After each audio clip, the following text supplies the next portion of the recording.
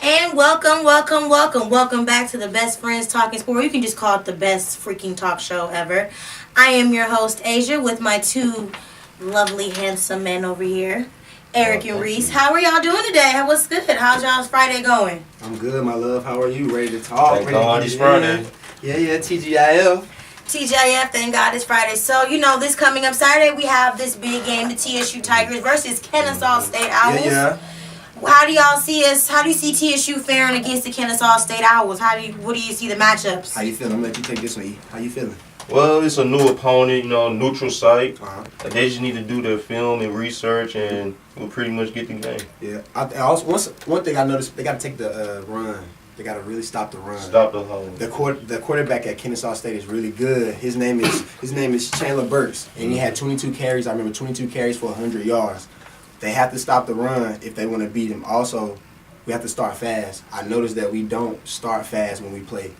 Delira is his first year coming from Iowa State, transferring. Last game he had a pretty good game. He did turn the ball over, but it happens, nerves. And they need to run the ball more. Mm-hmm. And they need to run the ball more. True. And Kennesaw State also has 1,168 yards in rushing and only 548 passing. Mm-hmm. So we know what they're going to come do. Yes. They could try to come run down our throat. Also, for their scouting for Texas Southern, they really have to all they have to do is basically stop quarterback play. Mm-hmm. Basically, that's it, because TSU is combined for the both quarterbacks, Jay Kristoff and Delira, but only Delira will be playing because Jay Kristoff is injured with the shoulder injury. So, obviously, base for both those quarterbacks combined is 709 yards and 2 TDs in the air. Understood. So, basically, all they have to do is stop quarterback play and stop the run game. So, what do you guys feel? Do you guys feel the defense of Kennesaw State is going to be able to stop Texas Southern's defense? Offense, or are they going to have some problems? I want to say it's going to be a battle of wills. It's going to be a battle of what team is going to start faster on offense and what defense is going to be able to maintain. Anytime playing football, stop the run, you can win the game. So if TSU can stop a team who wants to run the ball, your win percentages go up anyway because you're stopping what they want to do most. So now you're putting them in a uncomfortable position. So now you have them wanting to throw the ball when they want to run the ball. And the quarterback may not be as strong. He can't throw. He may not be as accurate. So you're putting them in an uncomfortable position. Anytime anyone's uncomfortable, they don't know what to do. And that's the best way to beat somebody, I think, if they're uncomfortable and don't know what to do.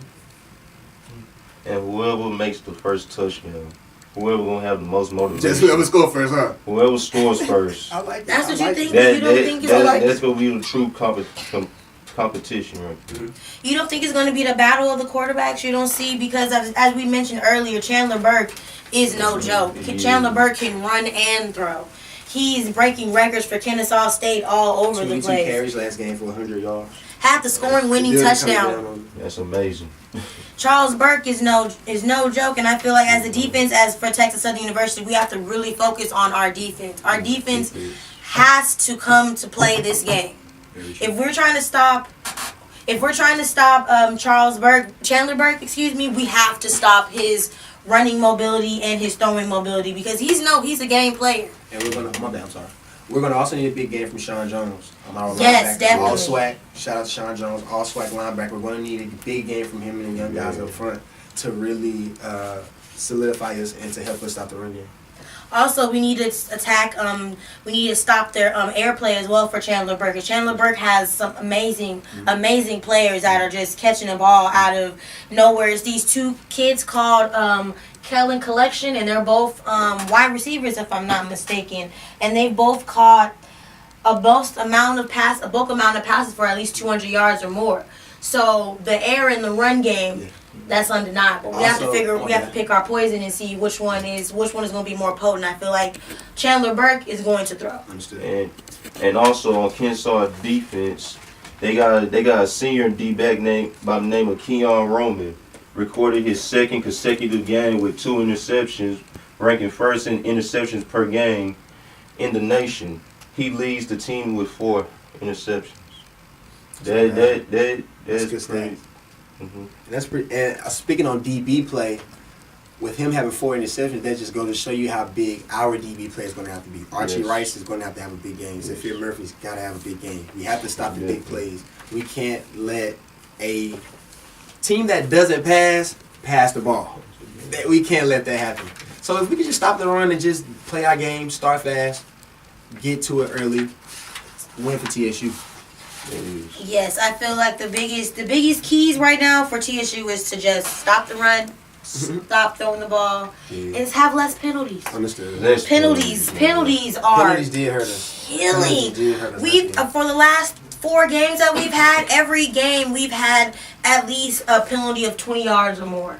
And we definitely need to stop that. We need to stop that, and we need to also build our running game and our passing game. We do have Kitsy who is an amazing catch. I swear, the man just puts the ball in the air and Kitsy gonna catch it. He's a transfer, correct? Correct. Kitsy is a transfer, and I feel like if we use Kitsy and Cook more, and definitely pound Brad Wood, and shout out Big Brad Wood out there running the ball down their throats. You know, we definitely need to get the offensive line very much pushing and also stop having penalties on the offensive line as well. Offensive line has been riddled with penalties as well. False starts, offsides, players not knowing, just little simple things. Little simple key things that we need to win this game. So what are y'all predictions for the game? I'm predicting that TSU wins by the score of 24-17. 24-17. I like 24-17. I'm going to go a little lower just because of the nature of the game. It's going to be a run game. I'm going to go 14-10. I will go 27-21 TSU. I'm sorry, 14-10 TSU. I'm sorry.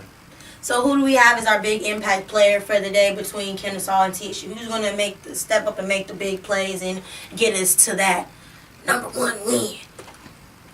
On offense, for me, deliver. What about you on defense? Brad. Oh, you mean on defense? I'm on offense. I Okay. told you on offense. This is my offense. It's got to be Brad. Brad. He's hungry right now. Mm-hmm. That's a big word. Mm-hmm. Yeah, so make sure you guys check out that game, the Kennesaw State Owls versus TSU football. That will be at 6 o'clock. Pre-game starts at 6. Game starts at 7. Make sure you guys check that out with the famous Chatterbox Hill and Recce in Asia, as we will be on there doing the live pregame show for you guys. And also, we have 3 big college games that's coming up. Who are you guys' big 3 teams that you guys are looking out for in the college world? I know that I'm looking out for Oklahoma, definitely. I'm trying to figure out what's going on with this LSU team. I don't know what's going on with LSU. I think LSU has forgot how to play football. I hope that's not the case, because LSU is a very predominant school. And also, I'm looking and seeing what Clemson is doing. Are we going to get a rematch of Clemson and Alabama? Is that what we're doing? Clemson, Alabama, part 3? Is that what we're doing? I don't know. I actually have just 2 games I'm pretty much watching this week, besides the TSU game. Virginia Tech and Clemson is my one. Being that I'm from the East Coast, I watch a lot of ACC ball.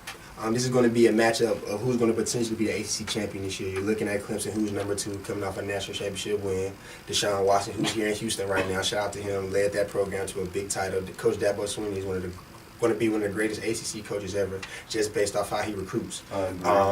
So you're looking at that Clemson, and then you look at a Virginia Tech squad who's traditionally known for having dominant defenses.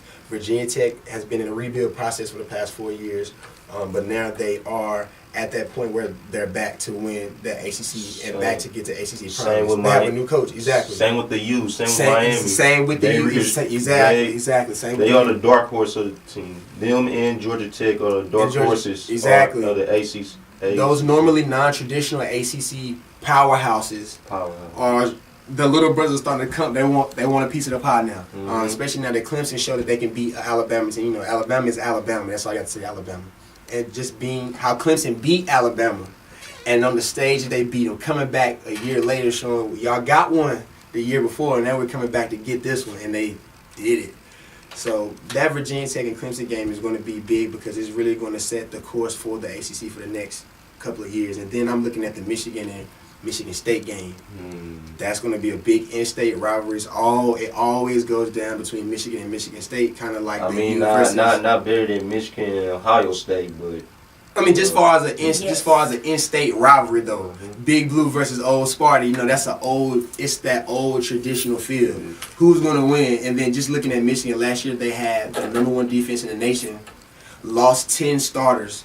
This year they have the number 4. So there was no drop. So it was no drop at all. So from the older guys to the younger guys, there was a cerebralness that was there to understand the game and see that this defense can't be dominant. So I think those are my 2 games for the week. Well, my 2 games for the week. Well, I've already told you guys my 3 games of the week, but I'm gonna reiterate this Clemson and Alabama thing. I feel like this Clemson Alabama game is gonna happen again, you guys. Well, I know they don't play. I know they don't play this week, but I'm saying I know that we're all gearing up to a Clemson Alabama rematch. Is what I'm saying. Understood. I feel like there's really no competition for Clemson and Alabama at all besides Oklahoma and Ohio State. But I feel like there's nobody. They're at this peak right now. Okay. I feel like they're at this level. I feel like this is like the Cleveland versus the Warriors. I feel like we're gonna get a part 3 of that too. Man, I don't know. Even though I don't want a part 3 of Cleveland and the Warriors, because I'm not really feeling that. Man, but I can see an Alabama Clemson part 3 just on the way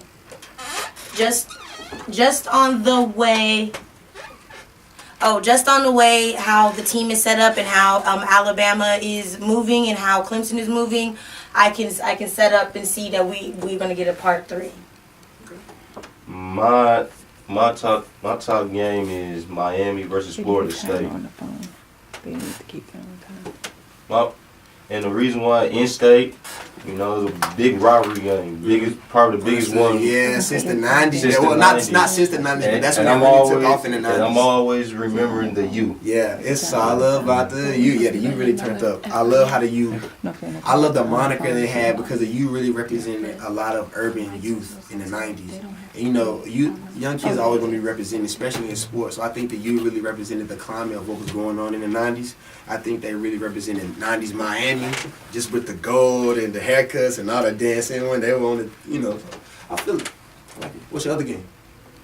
That's just really my game right there. Okay. That's okay. What are you guys' your big 3 NFL games? My big 3 NFL games is definitely the Texans and the Chiefs, definitely. Okay. Also, my other big 3 games is the Battle of the 0-4s. I want to know who's going to come out of the Battle of the 0-4s. I hope Eli comes out in the Battle of 0-4s because I would really hate to see Eli go 0-5. I would not appreciate that, to be honest. And the other game I'm looking forward to seeing is the LA Rams versus the Seahawks. And you know why I'm looking forward to seeing the LA Rams versus the Seahawks? And it's not because I am from a California. Shout out Todd Gurley for the 252. It's not because I'm from California. No, can understand. It has nothing to do with how I feel about California. I just feel like the Rams, they gon' do it. The Rams right now are 3-1. On the road to be 4-1. Russell Wilson over there, they ain't Sierra and ain't played not a lick of good football yet. Wow. So, I think the Rams are gonna do it. I think the Rams, they're gonna be 4-1 this year. They're gonna get over that hump. Jeff Fisher might have been a sorry coach, but Jeff Fisher got all the players that they need to make a good squad, especially that defense. Aaron Donaldson, that man's no joke. Aaron Donaldson is a dog. That man is a dog. He is a dog. He's a beast. Beast mode. Definitely beast mode.